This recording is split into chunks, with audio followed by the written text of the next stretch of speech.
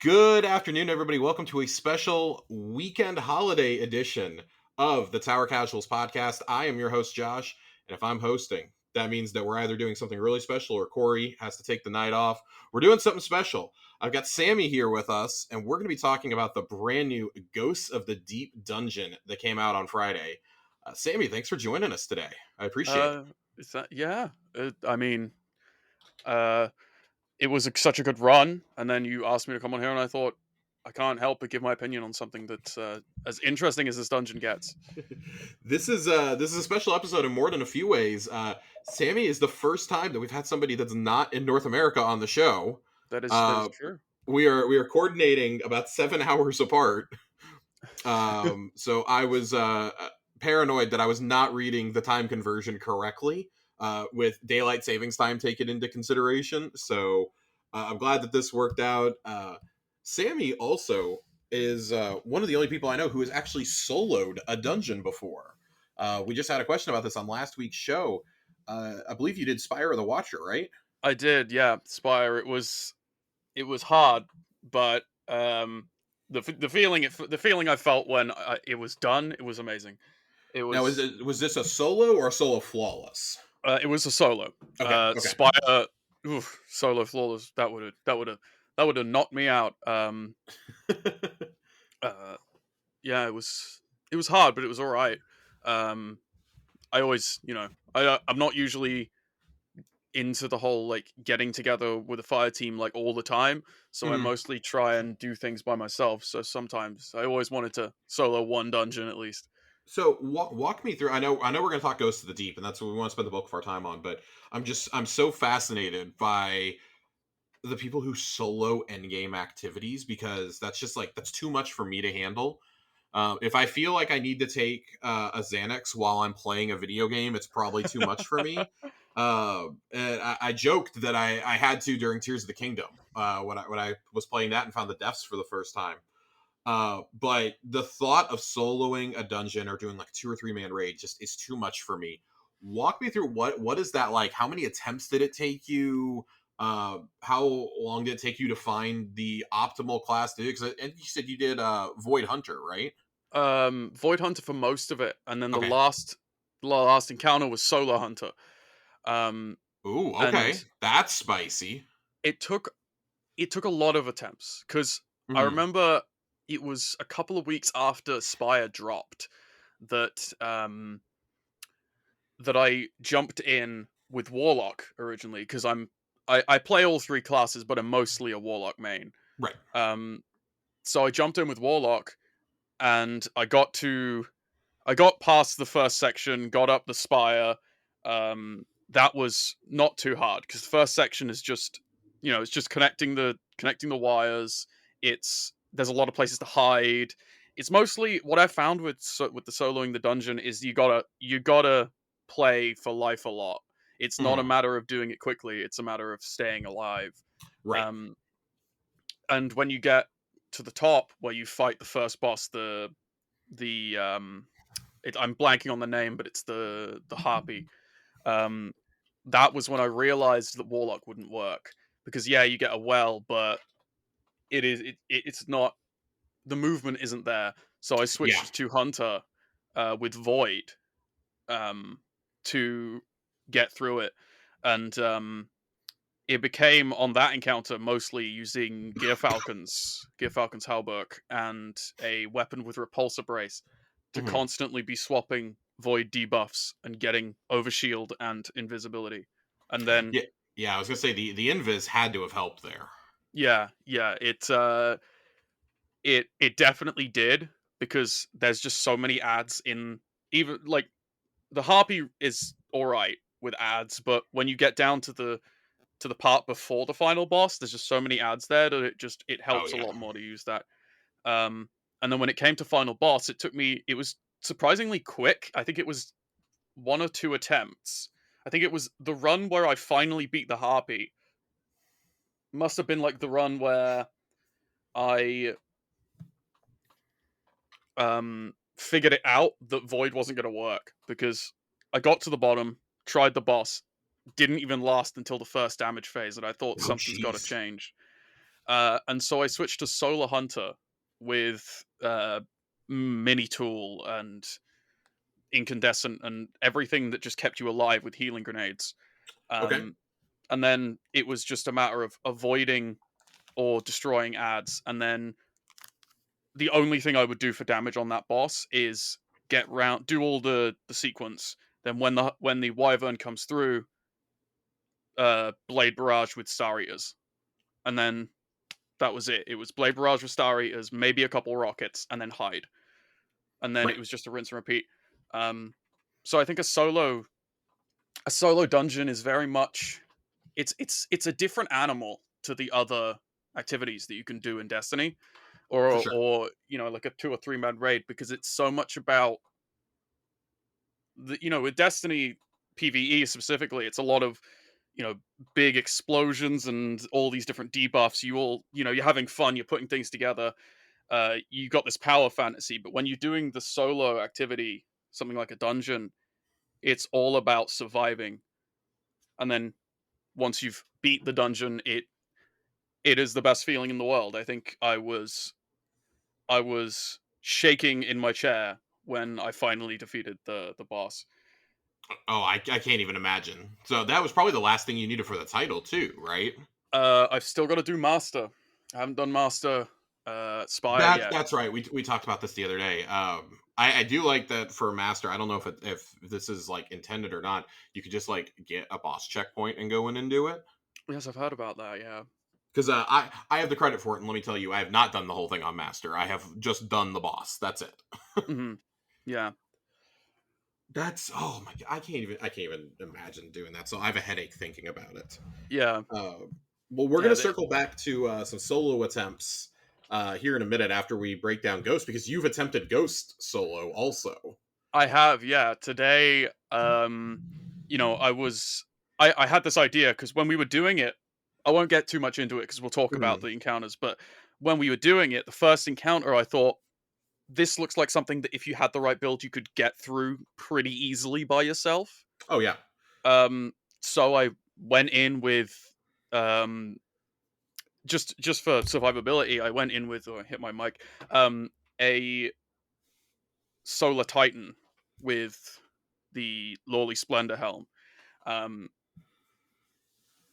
and it it was it was surprisingly easy. And then you go down the line, and then you realize just how hard this dungeon is, especially when you're solo. yeah. So let's just go. Let's go ahead and just jump right on into it. Ghost of the Deep takes place on Titan, of course, returning destination for this season's storyline. I think we all kind of had the implication or the idea that Zivu Wrath was going to be a big part of this dungeon after we heard her speaking in the first story mission that you do. And you're just Hmm. like, oh shit, this is the first time we've heard Zivu Wrath. She's actually yelling at us. Like, it's not, the lore was not lying when it puts her in all caps every time she's talking. This is like actually kind of terrifying Yeah, to the point where I had friends asking, do you think that Zivu Wrath is going to be the boss of the dungeon? I'm like, there's no way. If they this wouldn't kill her in dungeon had been later in the season, possibly. Hmm. It was so jarring too when that happened. It Yeah. was just so much of a because you're in the first mission and then suddenly this just booming voice comes out of nowhere, and I didn't notice at first who it was because I was too Hmm. busy, staying alive. And then it later on I read it was Zebra Wrath, and I thought, well, damn, this has gone from a season where I'm interested because it's kind of like oceany themed and I like that aesthetic, Hmm. but now it's got Zebra Wrath, who I've been looking forward to since I think season of the Hunt when she was first mentioned. I think. Uh, yeah, that was the first time she really like took center stage. Hmm. I would say like in the background because of course she's the one who kills Sagira. Yes. Yeah. Um, her high celibate does, and I agree. I've definitely been looking forward to it. That was one of the big questions that Corey and I had going into Lightfall and into the seasons that would follow is how are you going to handle Zivu Wrath? Like that had to have been part of the reason why you split Lightfall and Final Shape into two separate expansions is you have to tell this story. And I think that the dungeon actually does a pretty good job at almost making you not feel sorry for her, but realizing that her and Savathun are just wildly different, not just in their like philosophies on the Hive, but in terms of their emotion, like the story that is told throughout the dungeon, as you find these fragments. I don't know if they're fragments or if they're ghosts that were found. We were calling them I dead think ghosts. I think that they kind of look like the dead ghosts you find on the Mhm. moon, but I think they're like little crystal things. Yeah, Um, I think so too. We know the Hive store memories in crystals, just like they used to use the corrupted light in the mhm, Savathun Song Strike. I think that when you're finding this story out, and it's really the story of Zivor Wrath discovering that Oryx is dead, mm, and just you hear the anguish and the sorrow in her voice. Like she openly admits we missed one fragment of 12 on our way yes, through. But when you listen to the last fragment, you realize like she's telling her brother that she loves him. She's telling Oryx like I love you. And you read some of the lore and you're like, wow, like they're kind of fucked up because like the Hive, when they were the Krill, they were set to be uplifted by the Traveler. That was, of course, one of the biggest revelations of the Witch Queen campaign. yeah, This is kind of the next step in that saga of Zivorath also knows that they were played. She knows they were played by the Witness. And but as we all know from the lore of past seasons, she's also scared shitless. She's not going to go against the Witness. She's afraid to, but like and this is partially her coming to terms with not just Oryx's death, but like kind of her role in everything because the three of them killed each other continuously as gods for, thousands of years. They were killing each other. And like, mm, this is her almost grasping that the sword logic is just bullshit. It's all bullshit. That the only reason they're trapped in this perpetual cycle of tithing and tribute and killing is to fuel the darkness. There is no actual reason for them, and if they had just listened and turned back and not gone down into the depths to the worm gods, they just listened to the Leviathans and gone back, they wouldn't have ever been in this situation. mm. The, she's not. Is she connected to the? Does she follow the witness? I can't remember if Yes, it's ever. yeah, Zivorath is 100%. 100%. She's basically the battle master. Yeah, Because in Seraph, the whole reason we're having to stop the Wrathborn is uh, Zivorath is trying to get us into this cycle of war, not just for tribute for her, but because as we do that, it'll allow her to bring a battle moon through like she did to the Cabal Homeworld. yeah. That's what she's trying. That's what she was trying to do in Seraph. We stopped it by we didn't stop it, but Rasputin stopped it by destroying himself. Yeah, and killing the Warsats in the process, right? Yeah. Right, right, because Um, you can see the reflection of the witness on the screen. Aramis is also paranoid, thinking that he's right behind her, and he's not. yeah. I think that's very much like listening to the audio we got. Um, it seems like you're right. Like she almost doubts the sword logic, Mhm. um, that has been uh drilled into her whole life ever since she became uh the Zebra Wrath. Um, but I think this does leave open maybe a thing where she perhaps maybe after whatever we do in these upcoming seasons, perhaps she betrays the witness in a way. Yeah, so I'm a little curious on this one because I don't know that she necessarily betrays the witness. I think that Zivarath may be a way to keep the hive into whatever comes next. Because otherwise, I Yeah, mean, yeah, like the hive have been so central to the Light and Dark saga that I think it would be a way to keep the hive and the Taken as a part of whatever comes next, like a hypothetical Destiny 3.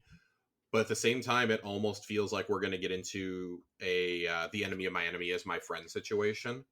I'm expecting Savathun to come back in a pretty big way. The Lucian Hive being such a huge part of this dungeon leads mm, me to think that that's going to happen at some point. yeah. Go ahead. Go ahead. The now I don't know if we'll get into the lore of the specific pieces of armor, but Savathun's body is mentioned in those Mhm. pieces of armor, and that also makes me think like, yeah, there's gonna be, she's definitely coming back sooner rather than later. I think maybe even this season, like later in the season. Mhm. Um, but if not this year, I would say definitely. So I think that, and I do agree with you there. I think that's one of the major points that has to be done before we get to the final shape. I joked with Corey last week that Savathun has to be just like chilling off, so like just barely out of camera angles when Ikora and Kate are talking. Like, yo, I'm fucking here too, man. I'm here too.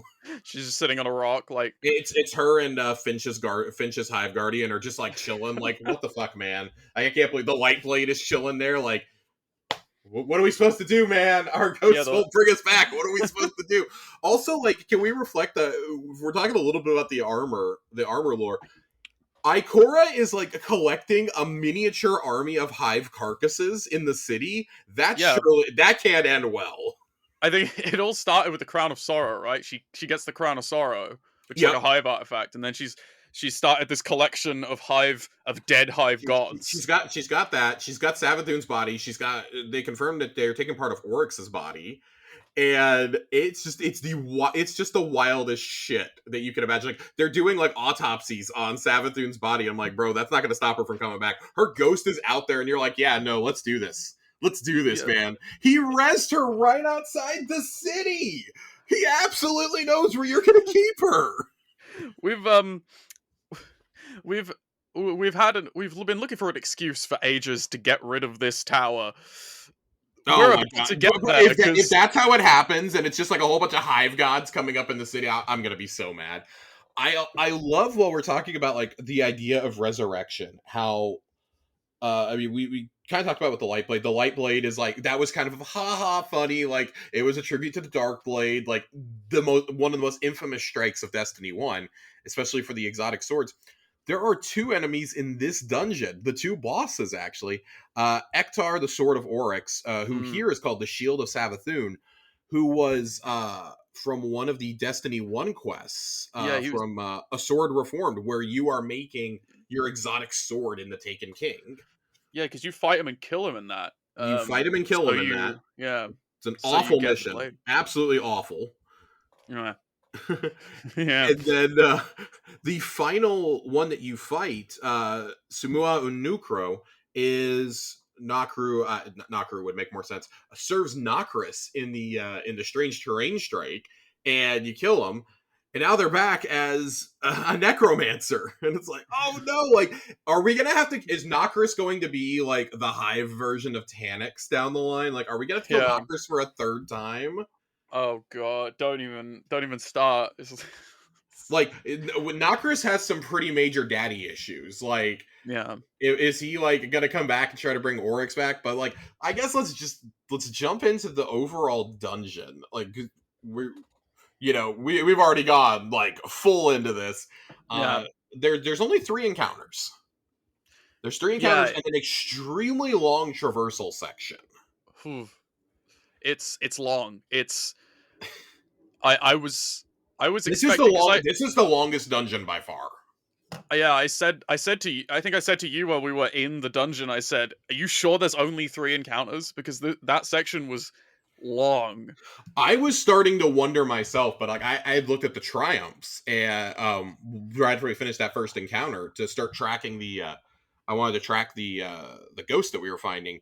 And I was like, yeah, there's only 3 encounters. And then we're in this traversal section for like a half an hour at least.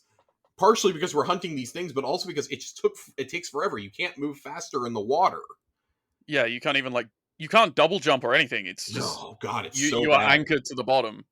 I enjoyed it though. The first, so you immediately load in to the arcology, and you recognize where you are because the platform that's up above you is where you end the mission in the tank from the vanilla Destiny 2 campaign.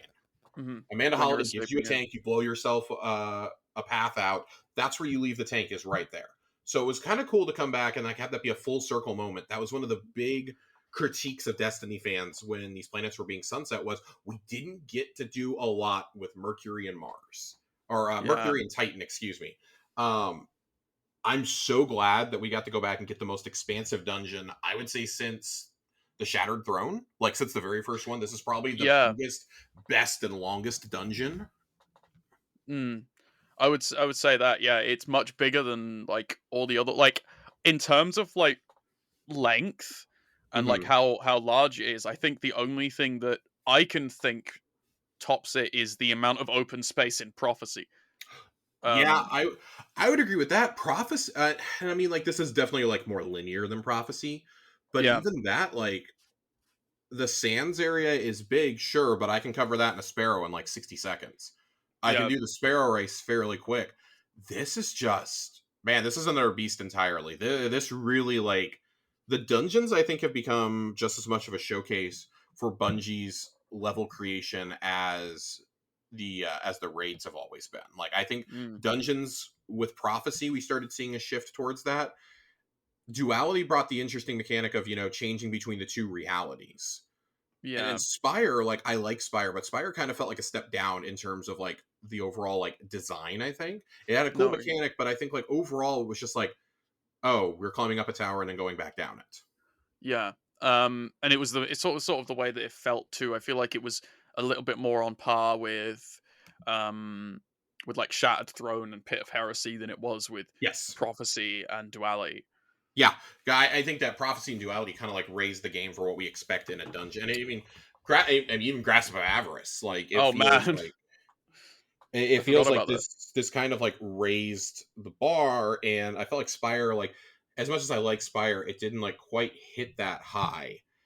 But Yeah, you load in, and you said it first. Nerd and I like definitely saw it too. It feels very Halo 1 when you load in yeah, with the forest and like the fake structures and everything. It feels like that, or like a forested area you would find in even in Infinite. yeah. Uh, Because it, it was very similar. it reminded me of the first. There's that mission, not the first one, but one of the missions in Halo One where you arrive on the beach with the warthog, and then you're going into the Covenant structure through the trees. Hmm. It was very much like that. And you can tell. Like I'm sure that I know that some people still work on Destiny who have been working since Halo, or at least these people who worked on it now have inspiration from that. I'm sure that's what inspired sort of the feel of this first area. 100%. I mean, in fact, the director of Marathon, I don't remember if I mentioned this. He got his start working on Halo 2, specifically on outskirts of Metropolis in the campaign. Yeah, So yeah, there's definitely still some people of the old Halo guard still at Bungie, and this very much like this was almost like this opening area is like a tribute to the past, and then everything that comes after is like, but let's show you what we're gonna do in the future with this game.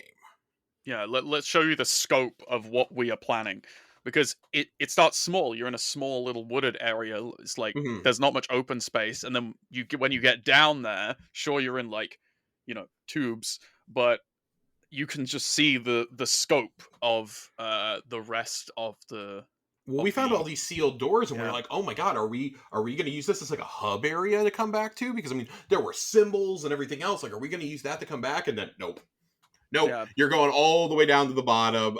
It is just so you do that. You did an opening encounter. Nothing too difficult about it. It's pretty vanilla, pretty standard Destiny stuff. As far as you go, we're like, wow, that was easy for a real encounter. Like, we already got a chest out of that. Like, you can summon a tank during it. We came to find out you found a yeah couple of the panels. I think you found 3 of them when we were doing yeah. it. It was 3, and I found out later that you needed 4. So it was 1 that we were missing. Otherwise, we would have got that tank on our first run. Um, do we? I don't know if the tank has ever been figured out as to what it's used for. It's just sort of a spawnable thing. I think it's just there. Hmm. It might be. I don't think it's used for the catalyst, but I don't quote me on that. I'm not sure. Hmm. Speaking of the There's catalyst, many. they did something really cool with this in the opening area where you start the catalyst thing. If you help somebody get the catalyst, it increases your chances of getting the exotic. Oh, that's I didn't know that. That I didn't is either. It's kind of a hidden thing, but people were starting to figure it out that like everyone gets an increased chance, not just on that run, but like it's like permanently added onto your account, I think. And mhm. I don't know if it's like for every person you help or just like the first person you help get it, but I thought that was a really nice touch. Yeah.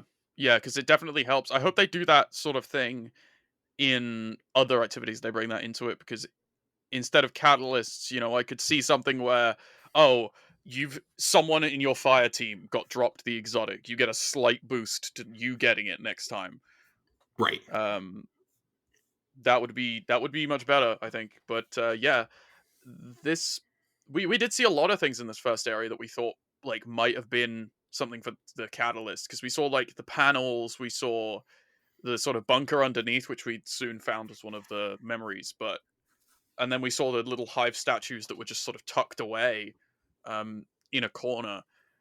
And I think, yeah, I thought this encounter was. I was surprised there was a chest.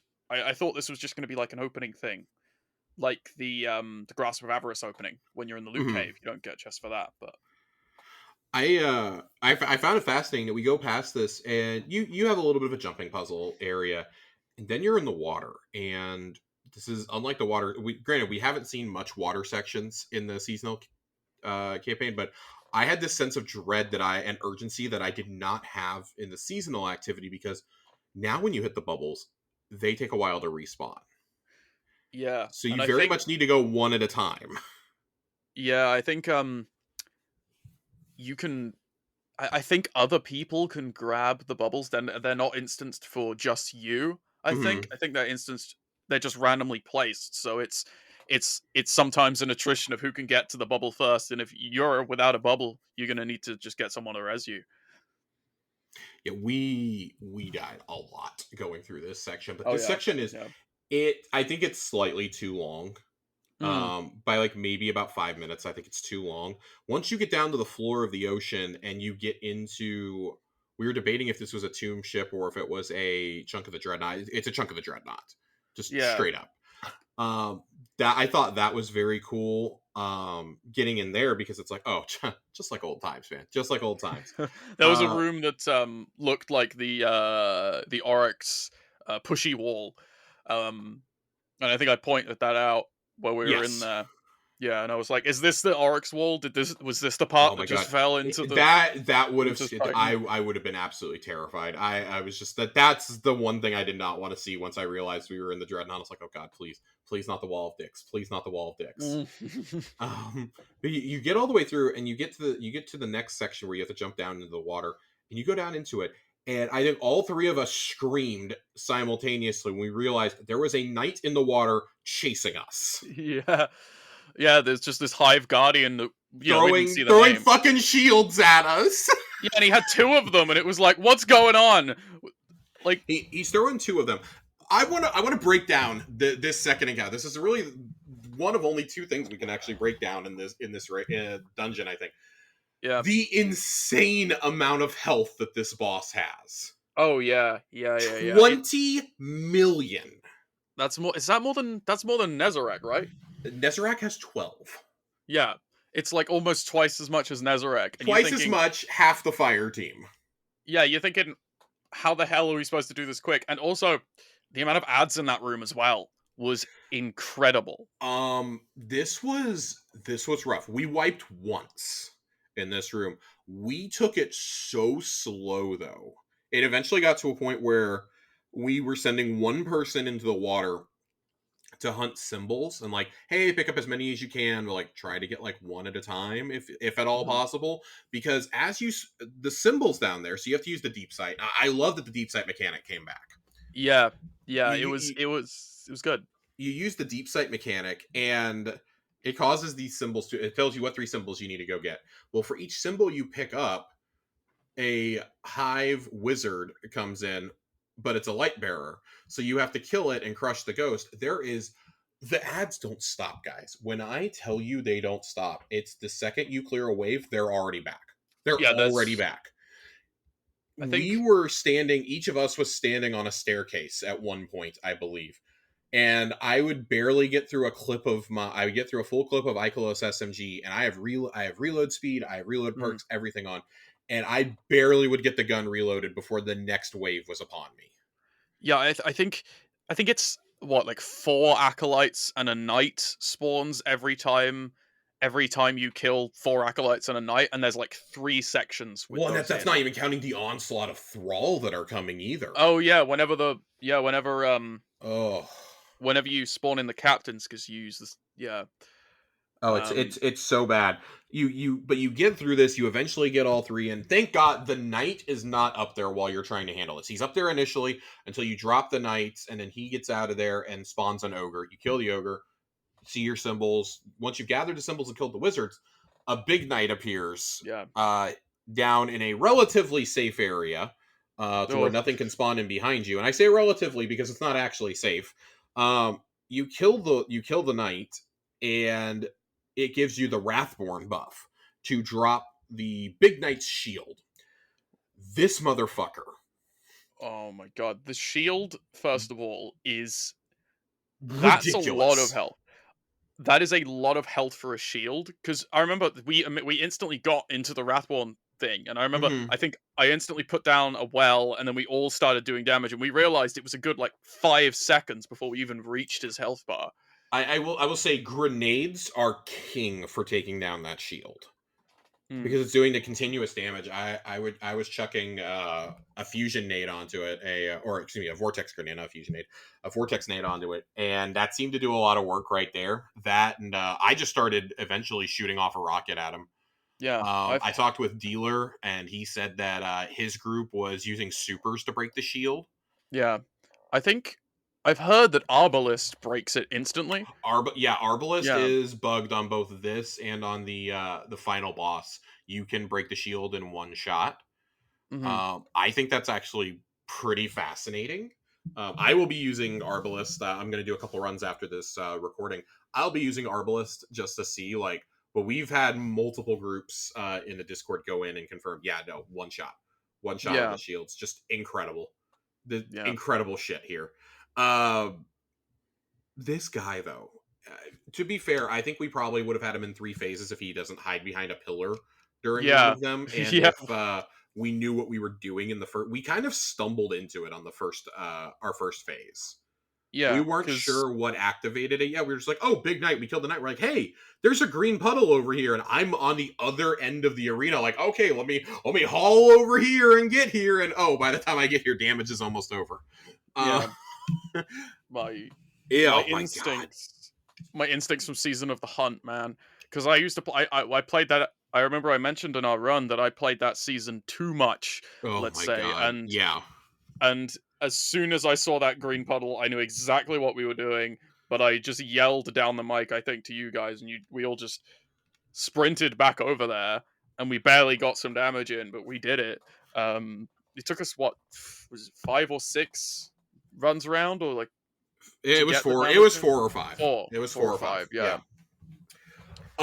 I have to ask now. We said we were going to come back to solo attempts. What was this encounter like solo? Oh, I was about to get to that. Yeah.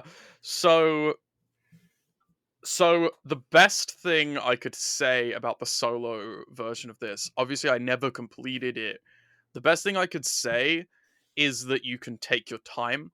Um, my best strategy was Titan, with Lawley Splendor, and as soon as those 3 knights come up at the start, you just use your hammer, destroy them, and then kill the ogre, and then you go down into the water, and you only get one of the runes.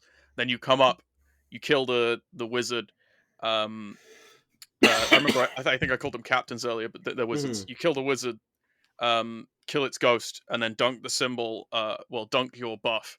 Um, and then when the damage starts, that was when I kept dying. That was when I gave up on the solo for now. It was just the fact that the guy spawns in the center of that room, and the knight that gives you the Wrathborn pool also spawns next to him. So Yeah. most likely you're going to kill that knight, and he's going to be standing in the green pool with you. And when it's just you, and you've got that many ads, it is almost like it is next to impossible to get that shield down, into even the shield down in time to do any damage before you're killed. So I've heard, bear with me here, that Lament does just silly damage to the boss in this room. Hmm. That standing in a well with Lament, I want to say it was Dealer, was saying that they had 3 laments and they nearly one phased him. Mm. They did 2 phase, but it was him and I want to say Rex. They were doing it as a duo, and it took Yeah. them 2 phases with laments Hmm. as a duo Oh on my that night. god. So I will be bringing lament in on my next run Yeah. to see just how well it works, because man, rockets were so hard to use there, danger close, because I had to keep jumping out of the well and then back into the well so I didn't kill myself. Yeah. Um, rockets. I assumed rockets were going to be the play because they're in right now. They're Yeah, in the yeah. meta, but rockets for this dungeon. I mean, probably we'll get to the boss in a bit, but not great. Because either you're too close to the boss or the boss is too far away and it keeps moving. Yeah, it was, it's an experience. That second encounter, I want to say, was more brutal in terms of like trying to do DPS than any encounter in Root of Nightmares. As Yeah. far as a DPS check, that It. was wild. I'm just glad there was no enrage mechanic here. Oh yeah. It felt like it felt a bit like they just scaled down slightly in terms of size a raid boss, like a small raid boss. 100%, 100%. Um, and I think even though it's hard, I like that for dungeons. That we've always had. They've always been that thing of like dungeons are like mini raids. That's what I mean, you would say to people, yeah, but with one more encounter and like a slight tweak to the difficulty of the first encounter, I genuinely think you could have made this into a raid. yeah, you definitely could. This You and Root of definitely, Nightmares could have swapped places, frankly. yeah, yeah. I think part of me wants to say that maybe it was originally envisioned as a raid, but I Hmm. think they changed it. When they had to split, Lightfall up. If they had some vision of what this was going to be back then, it was probably going to be the raid. But then Yeah. splitting it up, they needed to make one with Nezarec. So Um, we got to get to this final encounter. We oh yeah, we we got to move on to the final encounter. Nerd got down there before either of us, and we just hear, "Oh my god, holy shit! You guys got to get down here." And you got down there, and you pretty much had the same reaction. And then I got there, yeah, seeing Oryx's head sticking out of the ground, and then realizing you can see his feet and his hands on the ocean floor. It's one of those jaw-dropping moments in Destiny, not just like for the lore implications, but like they fucking did it again. The set pieces, yeah. man. The final fight is going to take place basically on Oryx's carcass. Yeah, because you see Oryx there, and I remember I said because I was in earlier in the dungeon I was like, well, this is Saturn's moon. Maybe Hmm. Oryx will show up. I was doing that like the half joking, and I remember seeing Oryx for the first time. I remember I just started laughing Hmm. because it was just it was incredible. Like seeing that there, and it was such an interesting idea for what they put there. Um, Yeah, I thought it was really cool. You can see the necromancer with a hive ghost over there. She's trying to use the hive ghost to res Oryx. We know that that's what we're stopping. That's what we prevent in the dungeon. mm, And figuring this encounter out, I have seen nothing but praise overall for this encounter. Datto, I think, is the one who said it, that he was applauding the mechanics of it because he says, I think I was challenged more mechanically in that encounter than I was in the entirety of Root of Nightmares. And I'm not going to agree with that because I think the Planets Room really yeah, can throw yeah. you for a fucking loop. Especially Um, if you don't know what it is at the start. The planets is or you definitely figure it more out effective. really fast like we did, and then you overthink it and do the wrong thing for 4 hours. Which is exactly what our team did. I I would say this. I think that because we were just kind of running around. I was killing like random hive guardians in the tunnels and this and that. We just couldn't figure out, like, I was picking up symbols. We couldn't figure out what to do with them. And then you kind of did it by accident. Yeah, because I remember it was we were We doing had that and that we were little going back and circle. forth. Yeah, I was like, because I kept looking at it as we kept going past and going to different things, and I don't think we mentioned it until then. And I was like, Yeah. guys, do you guys see this ring on your screen too? And then we figured it out. It was like in the Witch Queen campaign where you use the deep sight to see the Savathun symbol. You had to Yeah. position yourself with deep sight to activate the thing, and then I think we wiped once more, and then I think it was me. It was either me or someone else that suggested we just do it. We try and move her by doing that at each of the different Uh huh. uh parts of Oryx's body, and then that was how we got the symbols up. I think that was That's a really interesting mechanic because I remember It was seeing those fascinating. Yeah. in the Witch Queen campaign. That was used like twice, and it wasn't even used in like any interesting way. So Well, and then on top of that, they were dropping the deep sight activation was shifting with that. oh So yeah, that wasn't yes, always in the yeah. same, but we eventually got to where we were leaving um one or two people clearing and the other was going in, or like one person to clear and two to go in and grab the symbol, like to go in and back up whoever was going to grab symbol. And eventually decided, well, that's not working. So we finally got to a point where all three of us were able to grab them together, grab all three symbols and come out and dunk. Mhm. But it's a little tedious, but once you do it, and I think once we have like optimal DPS, it won't be nearly as bad. Yeah. But I thought this was such a cool encounter. We 100% don't survive without a well, though. I want that Oh yeah. super clear. You need to have a well or be Mm. able to dip in and out of a bubble or something. You got to have Yeah. maybe a void barricade will help with giving Full you the overshield. full arc resist on your stuff. You just don't Oh even my worry about god, reserves. Just the put double! arc I'm resist so onto it. glad Yeah. you were like, "Hey, I'm gonna take a second to put on double arc resist," and we actually did it for that second encounter, and I'm glad that Yeah. we did. I I eventually put on void. I ran arc in the beginning, Hmm. and I was happy for the speed. But that second encounter, I really just needed I needed the invis to be able to get to. I was dunking the far one usually, so I needed the invis to just run past everyone, dunk, and then get out. Yeah. But I could also like run around and do the finishers on everybody because every time I did a finisher, I went back invisible. Oh yeah. That Yeah. helped a lot here too. Yeah. It was. It definitely helped. I think it's gonna.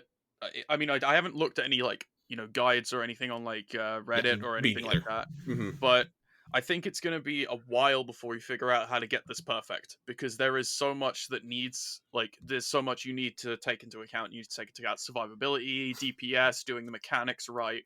It's probably gonna take a while to actually get there in terms of what we need like perfectly for this for the final boss specifically. Um, Another little like tidbit that I liked about this encounter, and I didn't realize this until I saw people posting about it in Destiny lore on Reddit. Vorlog, who is the knight that is chasing you around in this encounter that you have to kill in order to get the buff, is one of the old Court of Oryx bosses from the Taken King. That's right. Yes. Yeah, he's the knight. Yeah. Yeah, I didn't even put yeah. that together. I didn't either. Something about him felt a little familiar, and I think it might have been Nerd who said it. I was like, I think he was part of like maybe the Moloch strike.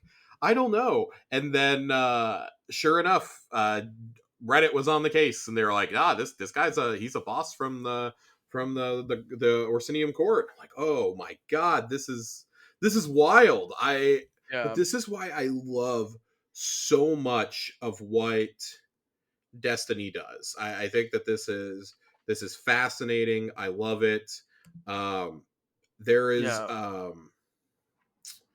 there's another one that's mentioned, the adherents of Morak. Um, that we see one of them. One of the I think it's the what you call it, the acolyte one that you fight. I think Oh yeah. Hmm. is the one, but I think that Morak is. In fact, what I'm reading is it is the Hive Acolyte, but it's the one that you kill in the Psyops battleground on the EDZ. So I thought, like, I think all these callbacks to like previous activities you've done Yeah. are really fascinating. Like the storyline is Xivu Arath mourning the death of her brother, but it's Savathun's Lucent Brood that's trying to Yeah. bring him back. I think it's sort of like two overlapping lines where you've got the main one which is Hmm. Ziva Arath, the morning morning Oryx, and then you've got you know almost like the Lucent Brood has assembled a crack team of like people who've had anything to do with Oryx to go down there and help with this ritual. Well, yeah, Uh, and I think it's so fascinating because like obviously we know Savathun's not directing this. mhm. She may have had Savathun definitely knew her brother was dead, 100%. Knew her brother was Yeah. dead. It could have been something that her and her ghost talked about, like, hey, in the event that I die, before you res me, go try and res my brother. try and bring him Hmm. back. And like, I've long been against this plot line because the Pit of Heresy also attempts to do this, also attempts to resurrect Oryx in a ritual. Yeah. Um, I find it fascinating that we've now gotten 2 dungeons trying to do this. Like, third time's got to be the charm when they try it. Uh, but just the idea that if Oryx comes back, he is not going to know who he is, like everybody else. Uh, Hmm. Savathun had this grand plan before she died with her wizards just off camera, essentially, and them and Imaru told her who she was, showed her, some of her past, this and that, and then Hmm. tricks us into activating the grand plan. I I hope that they don't go down this route of, hey, everybody's coming back. Yeah, we're bringing Cade back. Let's bring back Oryx too. Like, let's let the Well, past stay dead. We've killed Tannix like 4 times. Come on, yeah. man. I think now this is a really crazy thing to say, but uh, you mentioned that I didn't put that together that Oryx, when he gets rezzed, if he were to get rezzed by a ghost, Mm-hmm. um, he would lose his memories. And it is implied in, well, it's almost explicitly said in the armor pieces from the dungeon that they got his remains and they're shifting them back to the tower, or part of his remains. Yeah. What if, that leaves something open to, no one's going to be there around Oryx if a ghost comes and reses him. So he Oh my might be on god. our side. Dude, if him and Savathun just pop up out of the city, I'm sorry guys, I'm out. I'm Yeah, out. This is where yeah, I yeah, draw yeah, the line. I'm good. These are 2 yeah. raid level bosses. I'm gone. You Yeah, guys it's like have fun with this. go send like 12 guardians out to do it. I'm out. Yeah, our guardian's just like, nah, I did it the first time. It's not my Yeah. fault. Ikora brought the bodies back to the I'm tower. I'm going to Enceladus so I can find out what Cade was talking about. I'm out. Oh my god. Talk about like top 5 unsolved mysteries. I really hope that they circle back to that now. I need them Yeah. to circle back in some really silly way. Mm. But I think that this is really just. I think this is great. This has great lore implications. The armor lore is pretty good. We're going to break it down in some future episodes of Tower Casuals. That and some of the weapon lore. But Ziva Wrath also almost she. It's like she knows that we're going to find these memories, and she's like chastising and like cursing us for not taking Oryx's power. Yeah. Because since we killed him and we dealt the final blow, canonically, our guardian does, we are entitled to take the power of his throne world, and we don't. We reject that power. Yeah. And if we had taken it, we are a being on par in terms of raw paracausal power with probably Rolk in terms Mhm. of how powerful it would make us. We're certainly on the level of Marasav at that point, but we chose not to. And I think that's an important distinction that isn't really made in the campaigns, and you have to kind of infer it through lore tidbits and people breaking it down. Like, what do these definitions mean? Thank you, Bife. Thank you, Bife. Thank you, Mylan. We appreciate your service. Uh, I think that that's low key a trait that we don't talk about enough with our guardian is how like we don't want power. We're just give us a gun essentially. Yeah, like squish our boss into a gun and Yeah, then give it to us can and we I win. put this motherfucker into a gun? Like, we Yeah, technically have part that's of all I need. Oryx's spirit in the touch of malice. Like, we're just kind of chilling here. Um, as I think that's really cool. But while we're talking weapons, let's get into some of the Yes. drops. Yeah. This, I think, across the board has to be the best dungeon armor set, bar none, for all 3 Oh, yeah. classes. I remember I was freaking out when I first saw it because those sets are some of the best. I would say that they're my favorite looking armor sets from any dungeon. Um, I think the only dungeon set that I would put on par with that is I really love the Thorn set from Grasp of Avarice. yeah, yeah. I mean the hunter one's good. This is such a The wild turnabout from cowboy hats, though. Yeah, yeah, we're in like Tex Mechanica, like leathers with like a big cowboy hat, and now we're delving into the ocean to pick up an armor set that looks like Looks the like you're one of Lucent Oryx's Hive. Yeah, lieutenants. Yeah, yeah. I got the chest piece, the helmet, and the arms, and I've already crafted a look where I've got those 3 pieces. I've got my Star Eater scales on, and I've got the cloak with the void bow on it that was in Oh yeah. Eververse last year. That's the current look I'm rocking. I'm gonna be rocking that for a while. Mhm. Season of the Star Eaters, thank God, until they get nerfed and my entire fashion just gets destroyed. Yeah. I'm Really, so really glad. liking it. I'm so glad that Starfire. I don't have to run Starfire always now, so I can actually run good robes. But yeah, I got the helmet, Uh huh. just the helmet for Warlock. So I built into like a just a.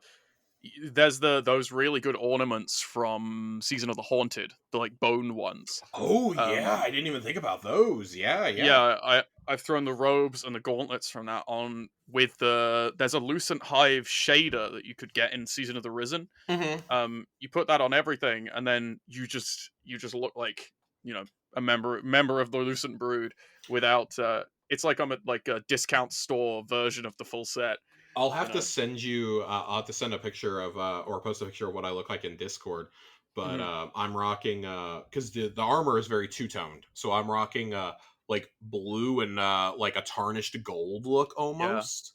Have Uh, you looks really have you cool. have you seen what some of like the color changing shaders do to this armor? I This have. dungeon armor. It's fucking wild. I saw photo finish applied. I saw Mhm. the one that looks like the electrical storm. I saw that applied. I just think it looks really goofy on a hunter. You look like a fucking Smurf. Yeah. So I'm good. Yeah. Like it took me a while to figure out how to shade that helmet because some of the things just make the Oh my helmet god, glow, it's and so bad. It's but so hard to figure it out. So I had to go with the blue and the gold ultimately because I was able to get yeah. it to where it was like blue eyes and like a gold like faceplate.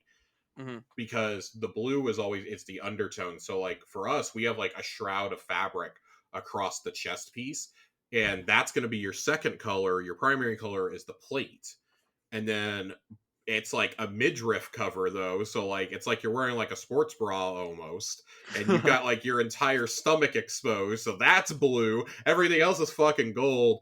I finally nailed a look that was good. My girlfriend was teasing me because I was sitting there playing with shaders for like 30 minutes trying to get this to work because I found a shader that I liked and it didn't apply. It made my Star Eaters look like I don't know, like summer squash. That's the shade of yellow that it gave me. Where everything else is like tarnished gold. I'm like, God damn it! So I'm sitting there going through every single shader individually, trying to Yeah. find. I finally found one that gave it almost the exact same shade. It looks great. I love it. These weapons are kind of nutty though. Oh, yeah. They're incredible. So we both got the SMG out of the first encounter on our run. That's the only weapon that I've gotten so far was the Yeah. SMG. Um, I got the new perk Discord on mine, along with oh my god, I'm already forgetting what the other one I got was. You got incandescent on yours, I believe. Yeah, it was Demolitionist Incandescent, which I've How been does that feel? It's a well, I've been using it 750. pretty much all of today when I had the chance. Okay. It feels great. It's that 750, it's It's aggressive solar framing. immortal. Yeah, basically it's that immortal class, but it's in the energy slot. You can use it with a horde, and you Yeah. can just take it into any PvE activity, um, and it will shred. And I haven't tried it in PvP yet, but I'd assume it'll do pretty much the same in PvP.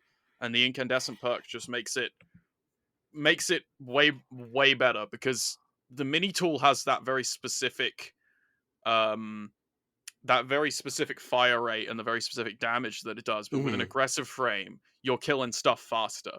So it ends up with you're making more of these solar explosions, and if you've got a build built around Scorch, it's incredible.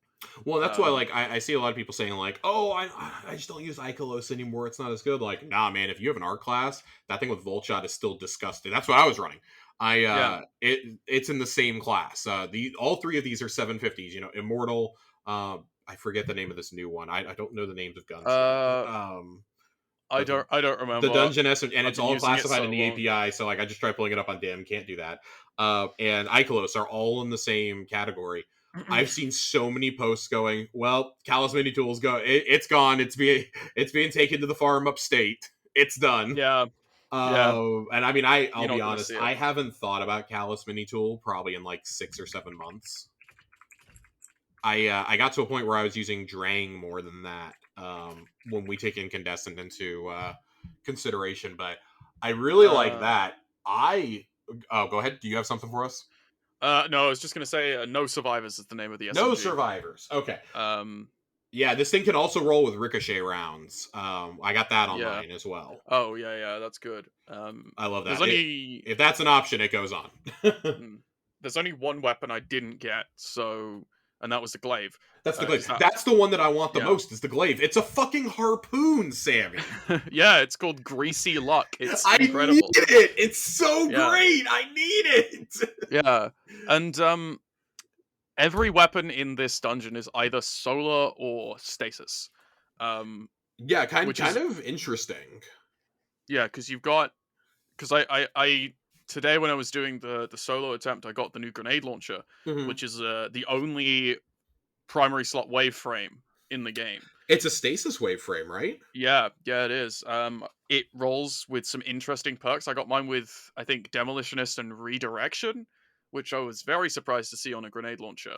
Hmm. Um, it does well. It is a very interesting thing because you can just it's that stasis wave frame that we got sort of from the heavy grenade launcher, but it's smaller. It's a smaller spread. So I Um, don't like using breach loaders. yeah. How does this feel? Uh, it f- it feels it feels pretty okay. I mean, Okay, it's more of a I would compare it to something a bit more like forbearance than anything else. that's It's not that's a as pretty good comparison, though. Let's be honest. yeah, it's not as it doesn't have the perks that forbearance has that can really make it Hmm. much better. But from what I've seen, it's a good option, and especially now that you can run the wave frame grenade launcher with something like any of the energy weapons that you can, like an energy exotic, like Hmm. I don't know why Sunshot came into my head, but something like that. You've now got that option. Well, you can also Um, run the buffs now too that give you more power on like a stasis weapon or a strand weapon or yes, whatever. You can use those specific mods. And if you can tie those in with like authorized mods, then hmm it's even better. yeah, I think if we can just talk for just a moment about the Yeah, yeah, there's the origin trait that's on these weapons. Um, it is called restoration ritual. yeah. Hit me Um, hit me with that definition if you've got it pulled up. so I don't have the definition, but I Okay, remember what it does. okay. Basically, when you get a finisher, or I believe it's revive an ally, you store another mag. Okay.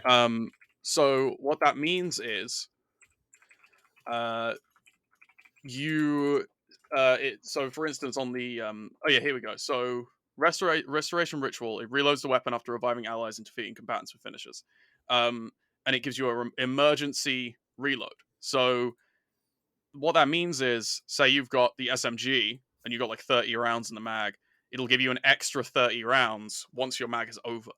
So that works really well on something like the grenade launcher or the rocket, which I also got. That it'll give you that extra shot. Because I remember I got the rocket from I think the second encounter, and I was in the boss, and I was like, "Why am I firing two shots? This thing doesn't have like clown cartridge on it." And then I realized it Hmm. was because of the origin trait. Well, and I've heard that with this you can get up to 3 rockets in the chamber if you get the right perk combinations. Yeah, I think it's envious assassin on the rocket. Yes, Um, and the rocket can roll that's with chill that's clips, so that's good. wild. That's absolutely Yeah, wild. yeah.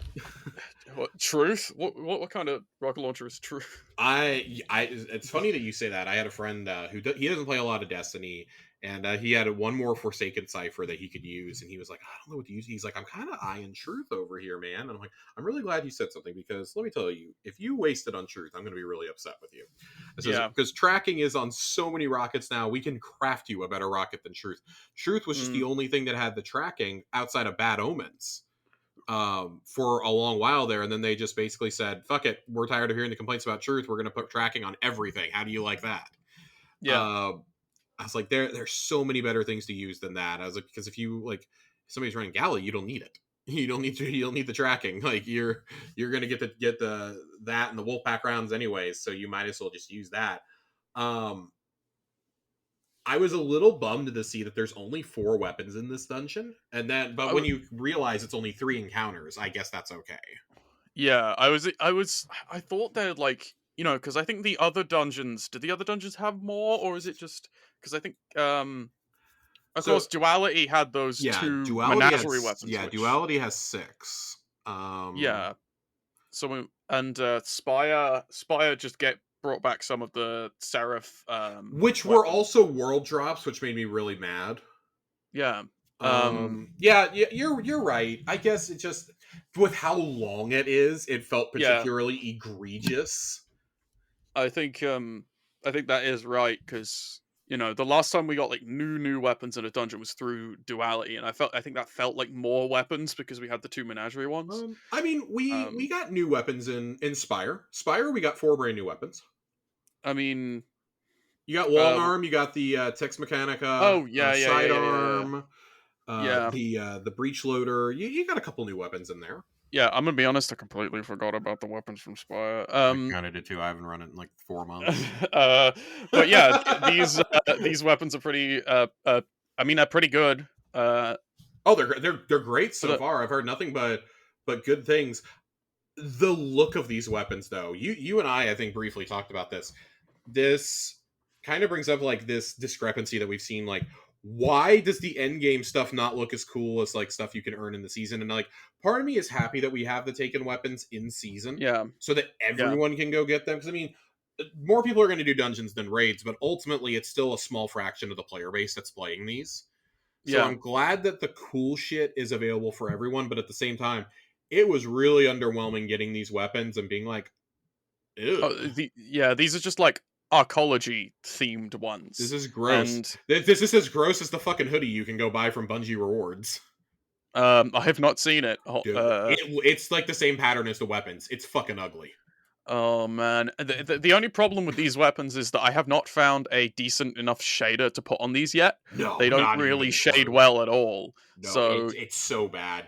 It's so bad. That's like, oh, my we've had such only good aesthetics. We had Tex yeah Machina last time. We had like Leviathan and like bone themed in corrupted Duality. Leviathan, yeah, Prophecy. We had the old Trials of the Nine weapons, like, and it was that and like the Dido set, and yeah. like, ugh, this is I bad.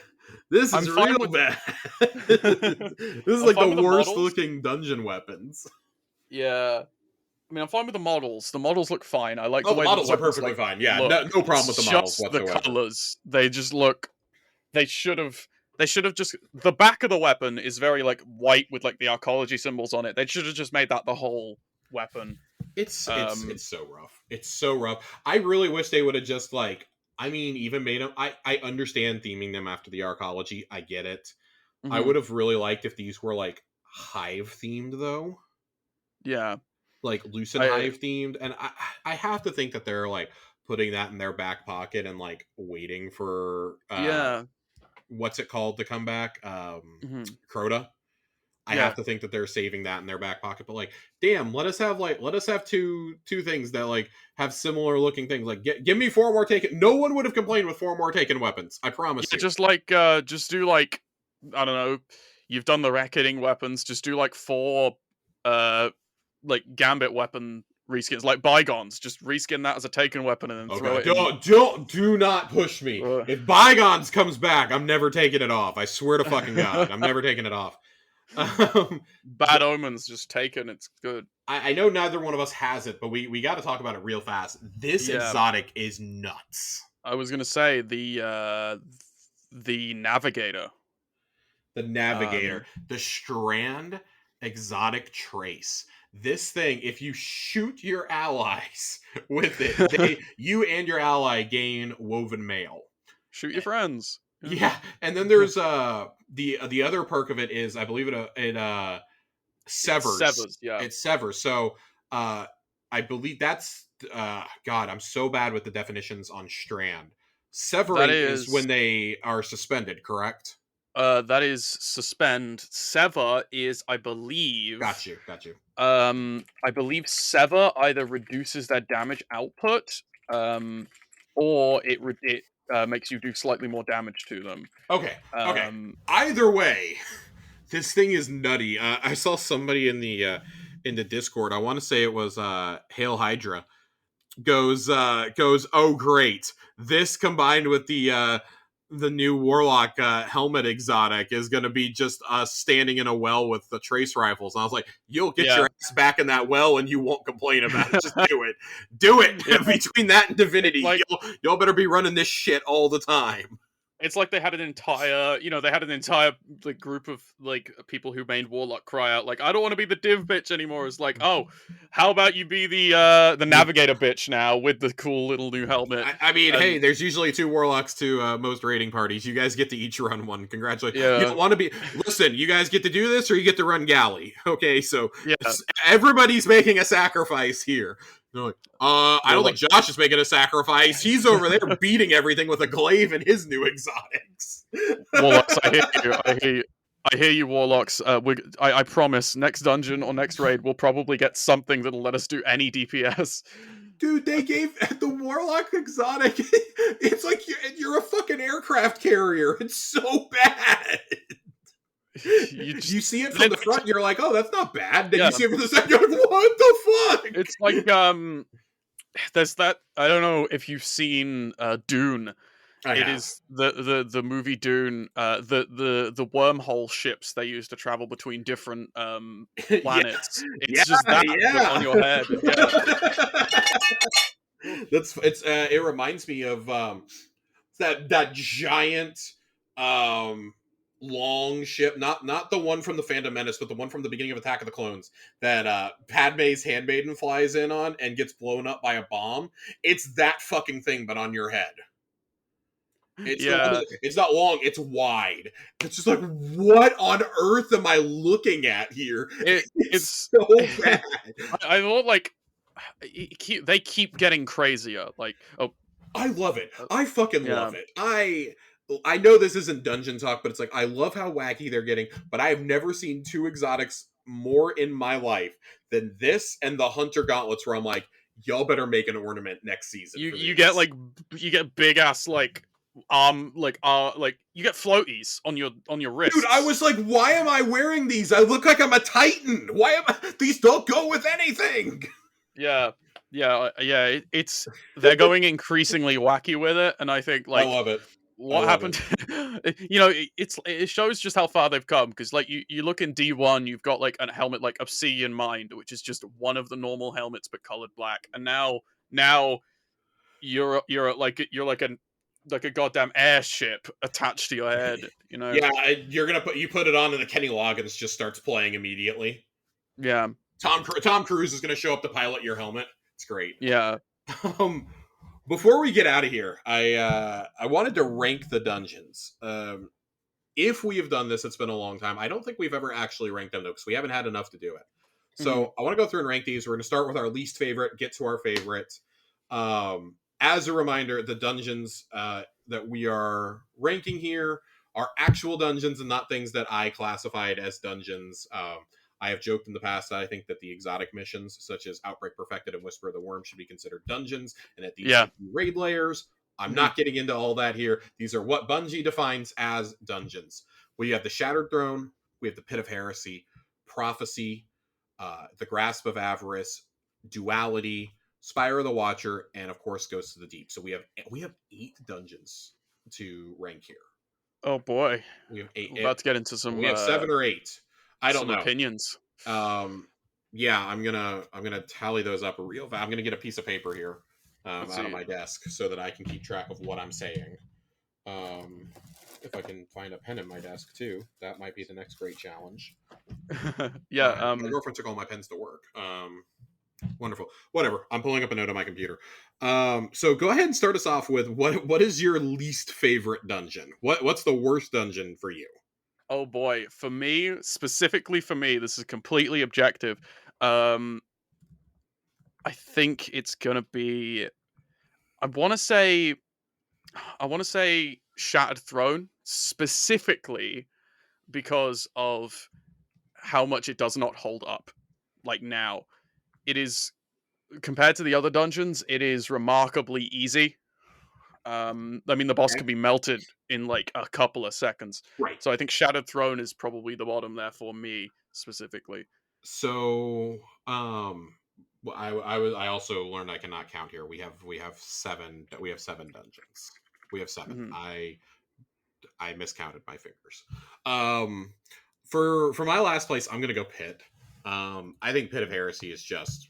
I thought it was bad when it came out. I think it's bad now. It was for me after, especially after waiting almost a full year, well, more than a year.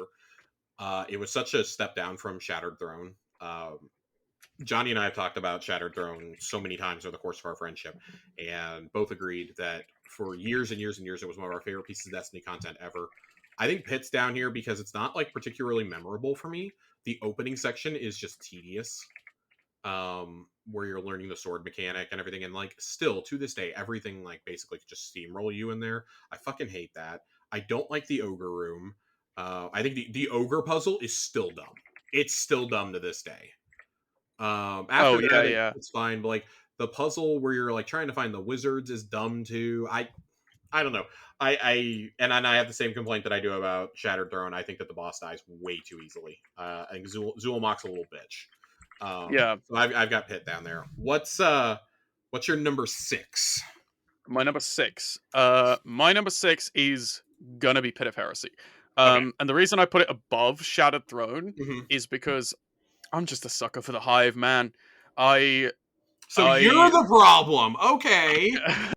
I've been eating good in these last couple of God years. We've been just getting damn. so much Hive stuff. I've been good, but no, I just I like the mechanics of Pit of Heresy more than I do the Shattered Throne. That's fair. Um, because I like the Hive symbols and like being like being in there, and I just like the lore of the pit as well, and stopping the initial ritual to bring back Oryx, and the boss was just so incredible when I first saw it. Compared to Shattered Throne, I think personally, Pit of Heresy is going to be my second to bottom. Yeah, I've got Shattered Throne in at number 6. For the same reasons you just gave for Pit of Heresy, I'm going to give for Shattered Throne. I like the maze in the beginning. I think that's cool. I think Wish Ender was a really awesome quest to tie into it. You get the history of Sigurito. You get the Curse of the Dreaming City. This is the end of the Curse of the Dreaming City and the 3-week cycle, and then it repeats. Duel and Karu is kind of like the first bastion into like the Savathun storyline that we really get. Hmm. Um, and at the same time, you're getting the lore book kind of concurrently with how things were happening, where she is impersonating Eris to the Guardian. Yeah, I think that all that's really fascinating. I think from like a lore perspective, it's really cool. And I think the fact that they tied an exotic quest into it was really awesome. That was kind of a hint of things to come. yeah, But totally agree. These two, I think we've evolved so much since Forsaken and Shadowkeep in terms of yeah. our end game content that yeah, these two got to be at the bottom. I What is think your? Oh, go ahead if you got final thoughts here. I was just going to final thoughts on both of those. Yeah, Um, I think if they're going to do anything after they've refreshed all the raids and things, those two dungeons need a little touch up. Make the encounters a little harder. Maybe throw like a couple more enemies in there. You know, change the loot so it's not just world loot. That's the only thing I could see making those and dungeons I think go up that's the the list a reason bit. why these two have to be at the bottom too. Is they don't have any unique loot outside of you could get the pulse from Pit of Heresy, and that was it. Hmm. Um, the fact that they did not have special loot in these is still, I think, really shameful. I'm not saying they need to go back and add it. I'd rather just get stuff added to new content, but it makes it to where why would I want to go back and rerun these anyways? Unless I'm trying to get like Wish Ender or Xenophage, why would I want to go back and redo these? Yeah. Even for like my weekly pinnacles, I don't care. I especially don't care now. Hmm. You're number 5. Um. Okay. I'm ready to have the entire community scream at me. I am going to be picking Duality for my number 5. Oof, Um, oof, ooh, that hurts me. That hurts me in and my heart. Oof. Okay, I'm ready to hear the reasoning. uh, Duality, the Cabal have never been really my favorite. My favorite, Oh, you don't like but fighting space turtles? no, especially phalanxes. They can go away. I don't. I hate that. Anyway, but about the actual gameplay of it, I thought it was cool. I thought finding Callus's memories and him talking to Keitel and then finding Keitel at the end as like a nightmare of Keitel, you know, I thought that was really cool. I thought the aesthetic of the dungeon going between the different worlds was pretty cool, but I didn't like the fact that that dungeon requires 100% of your attention at all times, like the mechanic of it, and the amount of timers in that dungeon really irked me. Now I know some people say like, you can do it really quickly, but in the times that I have done that dungeon, there has just been a lot of, sort of there's been a lot of times where I've either not got the timer correctly or I've gone into a room full of Cabal, my least favorite enemy to fight, and not been able to go up. So I think it's some may call it a skill issue, but I call it not my thing. So that is my opinion on duality. That is my spicy take. Oh Uh, God, that's so spicy. I feel like this is an episode of Hot Ones. yeah. But I will say it's about on par. It's about on par with the next one up, which I will talk about. So I think for me, I'm gonna put Grasp here. Um, Okay. this is I don't know if this is gonna be an unpopular take. I like Grasp for how silly it is. Um, I think that the pirate theme was just completely out of left field here, especially when they did a pirate season a couple of seasons later. But um, I understand that this is the dungeon in the fabled loot cave. This is very clearly something that like doesn't really have a huge prominence in the story because Hmm. it's just it's meant to be kind of goofy and a celebration of Destiny as a whole. Yeah. Um, I like that. I don't like that Gallarhorn is tied to this. I actually really hate that. I think obviously it's a way to give everybody Gallarhorn. Um, Yes. it Uh, dashed and this is partially my own fault. This dashed my hopes of ever getting the amazing mission where we craft Gallarhorn with Lord Saladin yeah. in I Rise of was Ironback. I was gonna say like that should have been the quest, not talk to Shorhan and then do the dungeon and then talk to Shorhan again. Yeah, that really upset me. I think that was Yeah. so cool. Like we had a little standoff in Bannerfall, and then you go and do like this like stealth mission, basically going through the Cosmodrome for an admittedly like kind of challenging fight. And then you Hmm. get unlimited Gallarhorn to fight off an army of walkers. It was incredible. I long to do that again. I don't like the loot in this dungeon. I could give a shit about Fair. AS Luna. Fair. Matador 64, okay. I couldn't even tell you what the third gun is. I don't even remember anymore. Nor do I really care. I think that the Thorn armor is cool. I enjoy the Thorn armor. I think it's really cool. But that's about it. I think that this dungeon is just kind of tedious. Doing the jumping sections, getting up to the first real encounter is a pain. Not in like a bad way. We've definitely done worse jumping puzzles. Um, the mechanic isn't exactly fun. What kills it for me is you have the Sparrow race, and then immediately after the Sparrow race, you have a section that there's no way to make it go faster. The whole Hmm. area where you're deactivating the shield is just a gigantic pain. I fucking hate this thing. Oh yeah. No, I get it. I It's hate it. it's it's a long encounter. God forbid that Um. you do something wrong, then you're extending your own time on this. It's awful. It's awful. I don't enjoy it. I don't have fun. The boss I will say I like the boss fight. I actually think the boss fight is like stupid fun if you get swords and just beat the shit out of him. I think it's a lot of fun. Yeah. But overall, I gotta put Grasp here. Hmm. What's your number four? My number four.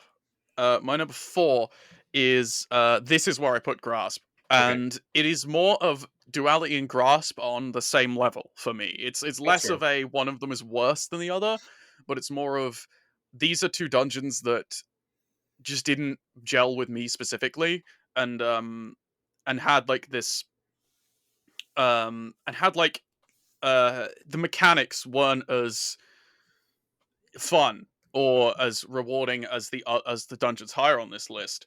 I agree. Um, Personally, Grasp was very like you said, it was very it's very goofy inherently. You're going into the loot cave, you're following the story of a guardian who went mad because he had too much loot. Um, or that he wanted to hoard as much loot as possible, and like you're taking down a fallen pirate captain at the end, and then like grabbing the loot from it. But I did like the return of some of the D1 weapons because 1,000 Yard Stare is it is my baby. I love that sniper. Um, and uh, That's the gun I was forgetting yeah, about. 1,000 Yard Stare. Yeah. And the armor sets, they're pretty good. Yeah, the Thorn theme is amazing.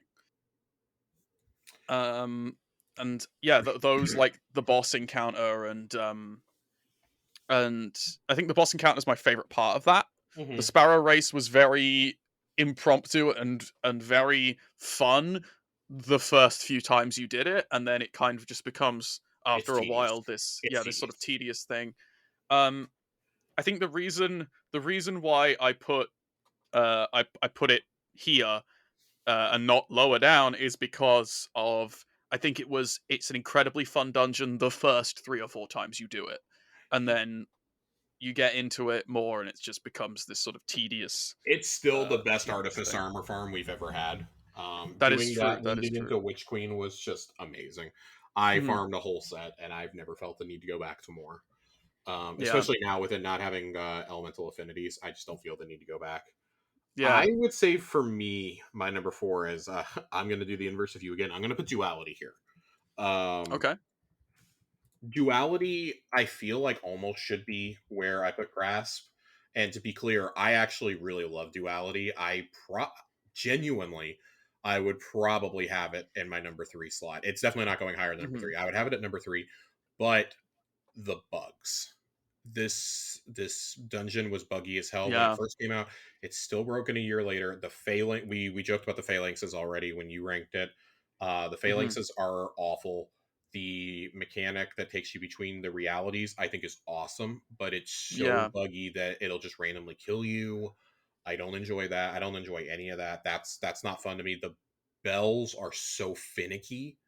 They Yeah. can be activated by just like something happening to an enemy near you. Scion snipers as well. The Those Scion, are yeah, really Scion yeah. snipers are terrible no matter what difficulty you're doing it on. I love the story of duality. Is my problem. I like the story of it, and I love the loot, Hmm. which is why I would make the push to put it at three. But I can't in good conscience do it when it's still that broken. It's really hard for me to put it up there.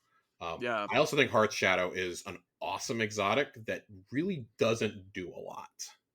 They need to tweak that exotic, I think, and then I it would would agree. be a lot better than it is now. But it's a really good looking exotic, and I agree. For the exotic alone, duality does have that as a So merit. let's move on to the top three. I have a very strong feeling that we have the exact same order on our top three. But what do you Okay, got? What do you got at number three? we might not. Number three for me is Spyro the Watcher. Okay, I've got it at number three for me as well. Yeah. Number three for me is Spyro the Watcher. It's a great dungeon. It's not the best dungeon. It's it's quite linear, and it takes a little. You can go through a lot of it quick, but then it slows down. Um, I think the mechanic with the Arctrician is quite fun. I think that's a good. It adds an extra layer of difficulty to certain things, Mhm. like the boss, where you're in that room with the supplicants on the boss, and the two giant hydras, and or is it the hydras? Or yeah, the hydras, Yeah, it's and actress. you have to in a certain amount of time um shoot the right things with your Arctrician buff. I think the Arctrician makes it more fun. The loot is some of the best looking loot, I It's think. some of the best looking, but I can't tell you the last time I broke out a gun from this dungeon. Yeah, I think the only gun I've kept from this dungeon is the LMG, specifically because it rolled with target lock, and I just kept it. Interesting. Um, I've kept the scout and the sidearm. yeah, the armor set, incredible. Cowboy hats, everyone wants a cowboy hat. As a Um, hunter, I was a little underwhelmed, but I get it. yes, I've heard you sing the God. Sing from the rooftops about how you wish it wasn't part of the cloak, Yeah, it which better. I Yeah, don't know why God, they didn't do that. what an absolute catastrophe. Um, Well, I guess I'll go ahead since we had the same number three. I'll say my number two first. I have prophecy mhm. at number two. Yep, we've got the same top three. I had a feeling. I had a feeling we were going to. Mhm. Man, I don't know if I've ever been as slack-jawed in something with Destiny as I was when I walked into the cube room and saw Yeah, how it was going to move. I thought that was really cool. And then I was topped 5 minutes later when I got into the part where you pull out your sparrow. yeah, That that is was. some of the wildest, wackiest shit. I never dreamed I would see something like that in Destiny. Mhm. And here we were with it. It is one of the coolest things that they've ever done. I think Prophecy already had a rewarding loophole. Part of it's the fact that you can get two armor sets out of it, right? Yeah, I think the two armor sets were awesome. I think that you had a good weapons suite, and then they refreshed the weapons suite because that's where you got the Ikelos yeah. weapons back the first time. Yeah, it Uh, was the Icolos, and then it was like a few of the escalation protocol, yeah, um, yeah, the other escalation protocol weapons. you Yeah. got a lot of that stuff, and then they refreshed the loot pool a year later, which they've never gone back and done to another dungeon. And they brought the Trials of the Nine weapons in, giving you another reason to go run it. Mhm. More than that, I can't tell you what the fucking story of this dungeon is to save my life. I've tried. I've tried for years to figure it out. It's the nine are testing you or Yeah. some bullshit. It's advertised as learn the secrets of the nine. I didn't learn shit. I didn't learn Yeah. shit from this dungeon, but it's so cool mechanically that I don't care. Duncan modes, sure, I'll do them. I don't care. This is such a fun dungeon. And we love Yeah, Gambit. the physics are a little broken, but it's still so fun that I can't help but love this dungeon. This is, Yeah. for years, has been my go-to example of making a creative encounter in Destiny that feels unique, that feels like it's not tied to any one thing, that anyone can go in and experience as a dungeon. Mhm. Yeah, Um, it's yeah, got that thing of the nine as well. This sort yeah, of like mysterious aesthetic. You know, the nine have been sort of planned since the beginning of Destiny. I mean, like I think it was for the Destiny announcement. I think it was Luke Smith walked on stage wearing a hoodie with the nine symbols on it. You know, like the nine have been secretly behind a lot of stuff in Destiny, yeah, and finally having an activity other than Trials of the Nine to jump in, and the Reckoning was it, yeah, to jump in and really explore the nine as a concept and what the architecture of the nine is. It's just it was incredible. yeah. I think that was really cool. That was a sign of things to come because we got Arrivals released. So the week that this came out, in fact, I think it was the day it came out. You got Arrivals. Then we got the Prophecy Dungeon, but we also got the announcement of we not only heard about Beyond Light, we got the Witch Queen and Lightfall both announced at the same time, Yeah. which is just wild to think about. Like because this was when we were all locked down. COVID was going strong. In fact, Corey and I literally started the show off the back of these announcements. Um, Mm, so that'll always be like a crazy week in like early June that happened. It was a little bit later than we would normally get the expansion announcement, and it showed a shift in the tone of how they were going to do a lot of things for the franchise. And I think Prophecy was a harbinger of what's to come. Like it was so well received that we got I mean, weirder and weirder shit until we get to our number one choice for both of us, Ghost of the Deep. yes, Goes to the Deep, I don't know what we can. incredible. I don't know what we can possibly say that we haven't said already. Like there will be complaints. It will be debated if this can be the top dungeon with how tedious the underwater sections can be. But I think that the two real encounters in this dungeon really come in at the 11th hour to save it. Um, are Because they stressful? Yes. Are they memorable? Absolutely. mhm. I think it also takes like, you know, you think of the concept of like a dungeon in a like an MMO, Hmm. and it's this, you dive into a big place, you go in there, you get great loot, you fight bosses, then you get out, and it's great. I think that both literally and not, this feels like quintessential dungeon. You're Yes. diving in literally into this big open space that we've not seen before really, because we never really explored the arcology. Then we get through the encounters. We fight these great bosses that are, we've seen them in the past in the lore and in like in game. We get great loot from it, and then we at the end we fight a boss who's trying to bring back Oryx, and I think that makes it such an incredible experience altogether. I think it tells the most complete story of a dungeon too. Yeah. Most of the dungeons feel very supplementary. Hmm. Like Shattered Throne is very supplementary. It's kind of the end to like the Dreaming City storyline that we had in Forsaken. Because after that's when you realize you're in a time loop. Pit of Heresy just kind of stands on its own. You go back in to do some Xenophage stuff, but largely kind of left on its own. Prophecy, whatever the fuck is happening there in Grasp of Avarice. Okay. Yeah. Duality is where I think we saw a little bit of a shift towards we're going to tie these into the seasonal storylines, Hmm. and these can stand on their own without the other stuff and kind of give you an insight as to what was happening that season. So like with Duality, it's going into Callus's mind, and they make that very clear. Yeah. With Spire, it's you're trying to prove Osiris's visions that he's having after having been possessed by Savathun. Ikora still doesn't trust him, this and that. This is where this kind of sets us on the Yeah. path to Neptune with this dungeon. This one, I think we're going to look back the same way eventually and go, wow, that still had a lot of the mechanic. This had a lot of the mechanics of the season with the underwater sections with the bubbles, this and that. But this kind of also is the next step of the story of the three sisters. Yeah. And I'm very, very interested to see how this plays out the rest of the season, how this impacts it, because we're still so early in this. I think that's the only thing I have on the knock. The only knock I really have on the Dungeons of Destiny is I wish they did not drop the dungeons the first week of the season anymore, because I think that would blow your storytelling possibilities wide open. I would Yeah. love for a dungeon to be the conclusion of a storyline of the season. I was gonna say, like, instead of having that, like, last week mission, they've started doing drop the dungeon then, because then everyone delves in. Not last week, but like Yeah, last few weeks, start the dungeon there. Everyone delves in, I think it would completes be the really cool if like even that was story. like the thing that you get off of like the last of the seasonal quests. But I understand like why I wouldn't have. They want everybody to experience the bulk of the story, because even if you Yeah. don't do the dungeon, like that stuff is still explained in like other areas, in other texts and other conversations. Hmm.